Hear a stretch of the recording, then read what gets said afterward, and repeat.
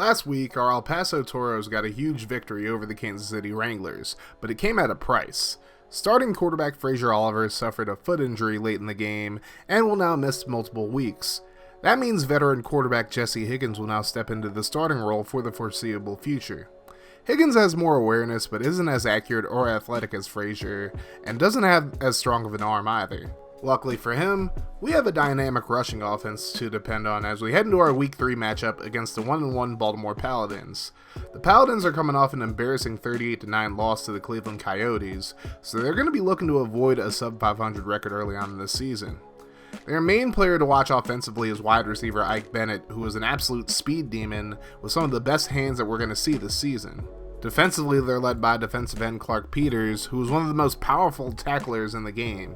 They also have a solid corner tandem in Terrell Rayner and Michael George, so passing the ball might be a little tougher, especially with our backup quarterback playing. 3 out of the 4 experts are picking us to win, and based on 1,000 simulations, we have an 80% chance to win this game. That sounds great, but we still have to actually play the game. We end up winning the toss and decide to defer to the second half, so Tyson Grant kicks it off and we're underway.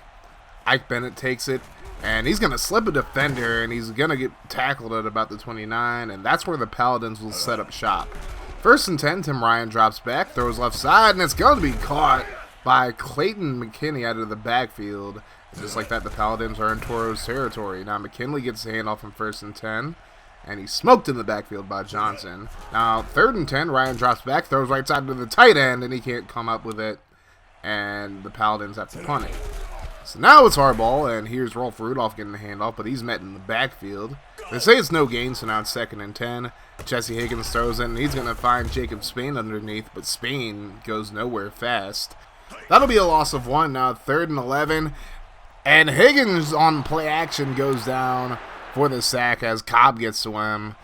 So now the Paladins will take over, and McKinney just running over defenders here. But he's finally going to be brought down at about the 45. Now 2nd and 6. Ryan throws left side. It's going to be caught by Holland, and he's pushed backwards. And he steps out only a gain of 3. Now 3rd and 3. McKinney breaks the tackle from Peterson, but Willie Cage is able to bring him down, but not before he gets the first. And now 1st and 10. McKinney on another handoff. He gets about 5. Now 2nd and 5, Ryan underneath the bridges. He's going to get the first down as he's tackled at about the 18-yard line. But now it's a 3rd and 7 for the Paladins as they look to get into the end zone. And a nice catch by Chester Taylor. No, not the one who played in the NFL. But he ends up getting a first down. Now here is Ryan slipping 2 defenders and running in for the touchdown. That's just embarrassing, to be completely honest with you. And the Paladins have a 7-0 lead. But now Rolf Rudolph is looking for some revenge as he gets a nice gain there for a first. Now under 5 minutes to go in the quarter. Rudolph to the left side this time. He gets up to about the 35-yard line, so now it's 1st and 10. Higgins drops back, gets it away quickly, and it's caught by Austin Scott. And now the Toros are right outside the red zone. Now Rudolph's going to get him in the red zone as he's just short of the first down marker after 3 straight first downs for the Toros. And now here's a big dot to Austin Scott, who's up to the 1-yard line. Here's a pitch to Rudolph. He's going to be tackled just short of the first down marker. Now it's going to be 2nd and goal for the 1. Pikachu Jones is in the game. He gets a block, and he's in for the touchdown as the Toros end up tying this one up at 7 apiece. Now the Paladins have the ball once again towards the end of the first quarter. McKinney with a nice run. He'll get past the 35 for another first down. That'll be how we end the quarter. It's 7-all. So now 3rd and 9, and Ryan gets it away, finds Guerrero, but he's going to be tackled short of the first down marker.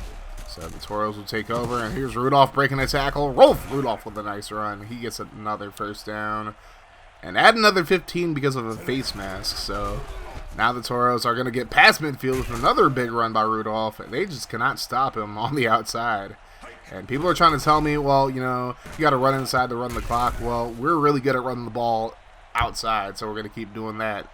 Josh Ho makes a nice catch there to get us within striking distance, and Rudolph caps off the drive with the touchdown up the middle to give us a 14-7 lead. So now the Paladins will look to try to respond here, but McKinney gets blown up in the backfield by Jack Trice. Good tackle there. That leads to a 3rd and 11. Ryan lets it fly, and it's good defense there by our secondary, and it's another 3 and out. So now here is us on offense once again as Josh Ho makes the grab underneath, but we're going to get called for holding. It was Elliott Moody there. That leads to a 3rd and 17, and now Higgins just has to yeet it here. That he does. He finds Austin Scott, who's going to pick up the first down. And once again, we are in Paladins territory, trying to make this a 2-score game. Higgins throws underneath to Tyler Rocky, who actually makes a catch for once. It's not really a receiving back, but he made a catch there. And Rudolph is able to get the first down on the very next play. So now, here is the throw over the right side to Austin Scott, who's having a really good game so far. Now if we can just get him in the end zone. But now here is Higgins. He's going to scramble, and he's going to be tackled short of the first down marker. So that's going to have to lead to a Tyson Grant field goal. And he's able to get it down the uprights and make it 17-7. So now here's McKinney on the handoff. Nice counter play there by the Paladins. He picks up about 7. Now 2nd and 3. McKinney breaks a tackle, and he's going to be dropped in the backfield. Actually, it's no gain, but now it's going to be 3rd and 3. And that receiver just straight up dropped it. That was a dot from Ryan, and he just ended up dropping it. So, yet another 3 and out from the Paladins as Rudolph is stopped in the backfield for a short loss. Now it's 2nd and 11. Higgins is nearly picked off there. That will lead to a 3rd and 11. And now Pikachu Jones is at quarterback for some reason. That was actually Pikachu Jones on the last play. I didn't even realize it. I guess that's just a glitch in the system. But Jones ends up getting a really nice run, and then he gets called for holding. Huh? I'm confusion, y'all. I am confusion. I am literal confusion. But, you know, I get it. It's an indie game. There are going to be those type of glitches. I mean, if Madden had it, it'd be a bigger issue, but I get it. It happens. We end up punting it away, and now the Paladins are trying to make a run at it, trying to get some points before the half. That's a nice throw from Ryan. This is also a nice throw from Ryan as Ike Bennett just burns Lewis Peterson. And that makes it a 3-point game heading into the half. I mean, we were playing really well defensively until that play happened. But overall, I feel like the defense played really well. And the running game's doing pretty well as well. We're not running as much as we usually do, but I feel like they're doing a pretty good job there. So we're going to get the ball to start the second half, and here's Austin Scott on the return. Breaks a tackle, and now Scott has some space, and he's tackled at the 39. So a good return to open up the second half as Rudolph gets the handoff, and business as usual. He goes right side, gets a big gain for the first. Just so you guys know, oh, there's a fumble there by Rudolph, but Vaughn's able to pick it up. But like I was saying, just so you guys know, I am playing on Hall of Fame offensively in this game, so yeah, this is just kind of how I'm playing. My offense is just really good. But Vaughn, after recovering the fumble, gets called for a holding call. So that's no bueno. And now here's a scramble by Higgins. Higgins is not nearly as fast as Frazier Oliver, and I just have to slide there so he doesn't get hurt. We've already lost one quarterback. We don't need to lose another one as Higgins just misfires on 3rd down. And we decided to go for it on 4th because why not? And he finds Josh Ho, who hoes the defense once again for the first down.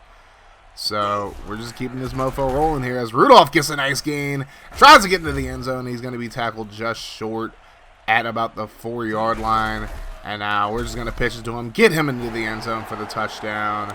And it is now 24-14. And now we got to see what the Paladins will do here as Ryan drops back. He lets this one fly, and Ike Bennett makes his 2nd catch of the game. He's been killing it so far, but that holding call is going to kill them. So now Ryan throws over the middle, and this time Holland makes the grab. He jumps over a defender. Good Lord. Doss is able to run him down. What a play for the Paladins. And now McKinney gets a nice gain on 1st down. That leads to a 2nd and 4. And now the fake this time by Ryan. Trice can't get the sack, but Thomas ends up getting it as Ryan just runs right into him. That's going to lead to a 3rd and 5. Now here's a counter to McKinney. I just completely overran that, but luckily he just gets stonewalled. And then they end up kicking a field goal to make it 24-17. So now we're back on offense. As Higgins scrambles, there's a flag on the play, so that's probably going to come back. And sure enough, it is. Frederick Lewis called for the hold. That leads to a 3rd and 19. Higgins rolls to his right. He's looking down the field, looking for something, just decides to yeet it. He says, screw it. Jacob Spain's open down there somewhere, and it's a big gain for us. And now here's Rudolph, just business as usual, getting right back to it, running for a big gain. And now Rudolph gets a block, cuts inside. I probably should have taken that outside, to be completely honest. But now 4th and 2. The pitch out to Pikachu Jones, and he's going to get in just barely for the touchdown to make it 31-17. Now we're at 2 minutes remaining in the third quarter. McKinney on the counter. He breaks the tackle from Dawson. He runs over Jones, but he's brought down. But a big first down. Now after a holding call, here's a sack for Thomas once again. His second sack of the game. That'll be how we end the third quarter. It's 31-17, but Baltimore's still alive in this one. As here's a big yeet to Ike Bennett, who absolutely burned Peterson there. That's his second touchdown of the game, and Peterson is just getting humiliated right now. So it's a one-score game now, and Rudolph goes right back outside. I mean, if they can't stop it, I'm not going to stop running outside. You know, that sounds like a CPU problem, not a Kaz problem. You know what I'm saying? So now here's Higgins, as we are once again in Paladins territory. Pikachu Jones with a catch now, but that's going to come back on a holding call. We have a lot of holding calls happening, which is why I don't really feel bad about running to the outside as much as I do. As Rudolph gets another first down, and now we're at the 23-yard line, and again Rudolph goes outside, and we're trying to get to the end zone, and we're just short. I tried to dive, but it didn't work out. So now 2nd and 2. Rudolph gets the pitch, and he gets the corner, and he gets the touchdown. So it's 38-24 now. Baltimore still has a shot. They still have time, and they're killing us with this counter play. Not this time, at least, as Willie Cage gets the tackle. But now Thomas is injured, and he's not expected to return. So that's a big loss. I mean, he had 2 sacks in this game, so he had a really good game. They throw an incompletion, and now we get the ball and a chance to make this a 3-score game and put the game away. Josh Ho makes a big catch over the middle, and he's going to take it for a touchdown. But as you can probably tell, it's coming back. I feel so bad because Josh is relatively new to my community, but he's like one of my favorite guys to come to my community because he really supports this game. But Austin Scott makes a big grab, so it's not a total loss. And now with under 5 minutes to go, all we really have to do is just milk the clock as much as possible as Hoffman makes the grab there. But now it's 3rd and 8. Higgins is under pressure, and he's going to get some yardage, but he's tackled short of the first down marker. And instead of kicking a field goal with the 2-minute warning now intact, we're going to go for it. And I don't know what I was doing there, to be honest with you, but you end up turning the ball over on downs. So now the Paladins have a chance. It's a very slim chance, but a chance nonetheless to come back into this game. Now a minute 35, and now here's McKinney with another grab. He's tackled short of the first down marker. Now it's 2nd and 5, a minute 29 to go. Ryan throws offside. He's going to find McKinney again. So that leads to a first down. Now it's going to be 3rd and 10. And a throw over the middle to Bennett. He ends up making it for the first down, but it's a holding call against Chester Taylor. So now Baltimore has to go for it on 4th and 20. And it's somehow caught by Ike Bennett. We gave up a huge play on 4th down. That is wild. And now Ryan scrambles, but he's going to be brought down for the sack. Willie Cage got to him. That leads to a 2nd and 14. Ryan on the play fake. Gets it away. Finds McKinney. Johnson can't tackle him, and McKinney gets out of bounds with 40 seconds to go. So now here's Ryan. Looks down the field. Throws left side, and he's going to find Bridges for the touchdown. That makes it a 1-score game. And now they have to kick the onside kick. And it is going to be recovered by Peterson. And that is going to get the Toros their 3rd win of the season. We are now 3-0, 38-31. This was definitely a close one, but we were able to get by and get the win. Jesse Higgins didn't have any touchdown passes, but he played very well. 17-27 for 195 yards. Tim Ryan, 320 and 3 touchdowns in this game on 19-30 throwing. Rolf Rudolph had over 200 yards, and he had 3 touchdowns as well. So our run game once again came through for us. And that's what we got to lean on while Higgins is playing. I'm sure he can throw for some touchdowns, but I'm trying to keep as much pressure off of him as possible. And then here are some of our other results in the week. And I don't really know why Jordan Sipe ended up winning Offensive Player over the week over Rolf Rudolph, but okay. But yeah, we're going to be taking on the Indianapolis Gladiators for the 2nd time this season. And they're coming off beating the Kansas City Wranglers 31-17. So we're going to have to see if we can go for the sweep here. Presley had a really good game. both throwing the ball and running the ball. Murphy had a really good game on the ground too, so we're going to have to find a way to stop their rushing attack. And we are on top of the conference right now. We're tied with the Las Vegas Outlaws as the only 2 undefeated teams in the American Conference. In the National Conference, you have the Razorbacks, Barons, and Heat, who are all undefeated.